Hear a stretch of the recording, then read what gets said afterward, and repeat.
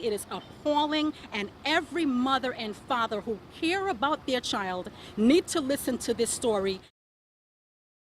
A disturbed parent demanding answers about a stranger who was found sitting in her child's daycare. Good evening, everybody. I'm Keith Koontz. I'm Ann Nyberg. A Hamden mother is telling News 8 investigators this stranger, a man, has been interacting with children on several occasions. She took video of him with her cell phone and asked us to get some answers on this. News 8 investigator Erin Logan joins us live in studio tonight with what she found out. Erin. Keith and Ann, when we got an answer for this parent and others at the Sleeping Giant daycare, they were shocked. We talked to the state agency who oversees daycares, and they say people who you may consider strangers can be in the classroom a number of times without background checks. As she holds her 4-year-old daughter's hand tight, Carol Anderson hesitates whether or not to let it go as she drops her off to daycare.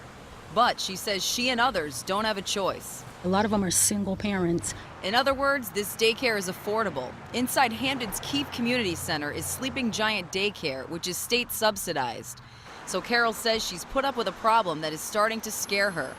In this video she shot with her cell phone, she says this man in green sitting down interacting with the kids is not an employee.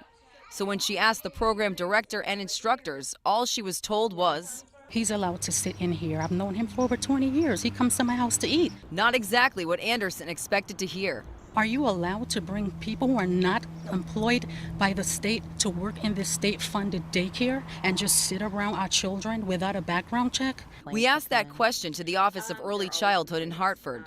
Anybody who volunteers in a program and is there for 12 or more times throughout the year are required to have a background check. Just to clarify, we asked Communications Director Diana Lajardi a second time. You have to come at least 12 times before there's a background check? Before a background check is required. If I'm an instructor, am I allowed to just bring a friend into my classroom to sit there and observe? We would have to, again, look at the different cases, and we do look at things on a case-by-case basis. Lajardi says their agency is investigating and can't comment on this case, but assures parents they are now doing random annual checks on daycares to make sure kids are well taken care of. Obviously, anybody who's not a staff member should not be left alone with the child unattended. Ever? Ever. We want to be clear there's no evidence that the mystery man was ever alone with children. We requested any closed complaints that were filed or investigating at Sleeping Giant in the last 2.5 years. There were 8 complaints ranging from understaffing to staff administering medications while not qualified to do so. Also, in June 2012, News 8 reported this story where a teacher there was caught by cell phone verbally harassing a 3-year-old boy that brought him to tears. Why don't you do it now, tough guy? That teacher no longer works there following an internal investigation. In this case, since July 16th, we've made several calls to the daycare, only to be told each time that the director, Edie Reichard, was not there. On Tuesday, July 29th, I received a call from lawyer Lou Federici. He told me he would be answering questions on behalf of the daycare. We asked if this mystery man, who we're told is named Tony, is allowed to be in the classroom. He said Tony used to be a custodian there a number of years ago. We asked Federici if he and Reichard would take a look at the video. They said no, and they have no comment.